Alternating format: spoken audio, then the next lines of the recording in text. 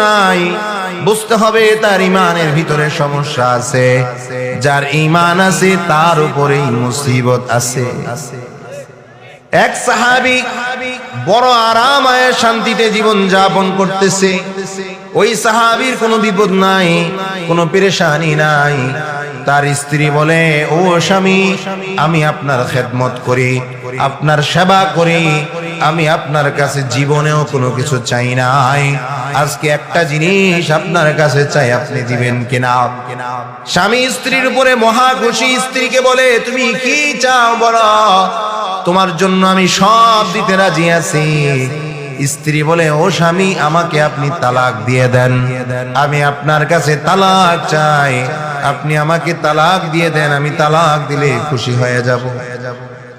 স্বামী তো আশ্চর্য হয়ে গেছে, কি ব্যাপার, আমি এই পর্যন্ত কখনো স্ত্রীকে ধমক দেই নাই, গালি দেই নাই, খারাপ ব্যবহার করি নাই, বিবিও আমার সাথে খারাপ আচরণ করে নাই, আমাকে গালি দেয় নাই, তারপরও কেন আমাদের এই আরাম, এই সুখের সংসারে সে কেন তালাক চায়? তখন স্বামী বলে, ওই সাহাবী স্ত্রীকে বলে, চলো আল্লাহর রাসূলের দরবারে যাই, ওখান থেকে আল্লাহর রাসূল যেই ফয়সালা দিবে ওই ফয়সালা নিয়ে বাড়িতে আসবো। চলেন, রাস্তায় চলতেছে, কিছু দূর যাওয়ার পরে ওই সাহাবী আল্লাহর বান্দা রাস্তায় চলতে চলতে পায়ের মধ্যে হোঁচট খেয়ে পড়ে যায়। বিবি উঠায়া বলে, আর তালাক লাগবে না, চলেন আমরা আবার আগের মতো সংসার করব। স্বামী আজীব হয়ে গেল, কি ব্যাপার, তুমি তালাক চাইলা, এখন আবার বলো তালাক লাগবে না, ব্যাপারটা বুঝলাম না। স্ত্রী ডাক দিয়ে বলে, আমি আপনার সাথে সংসার করি, আমি আপনার সাথে চলি, কিন্তু আপনাকে কোনো বিপদে পড়তে দেখি না, আপনাকে কোনো মুসিবতে পড়তে দেখি না। অথচ আল্লাহ কোরআনে বলেছেন, আহাসিবান নাসু আইয়ুতরাকু আইয়াকুলু আমান্না ওয়া হুম লা ইফতানুন।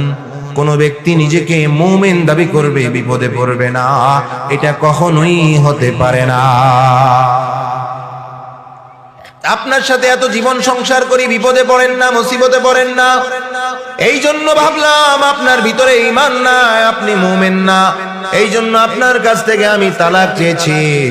আজকে যখন আপনি বিপদে পড়লেন, মুসিবতে পড়লেন, এটা আমার বিশ্বাস হয়ে গেছে, ইয়াকিন হয়ে গেছে যে আপনিও একজন মুমিন, আপনিও একজন ঈমানদার, আমার তালাক লাগবে না, আমি বাকি জিন্দেগি আপনার খেদমত করে কাটায় দিতে চাই। আরো আসতে বলেন সুবহানাল্লাহ।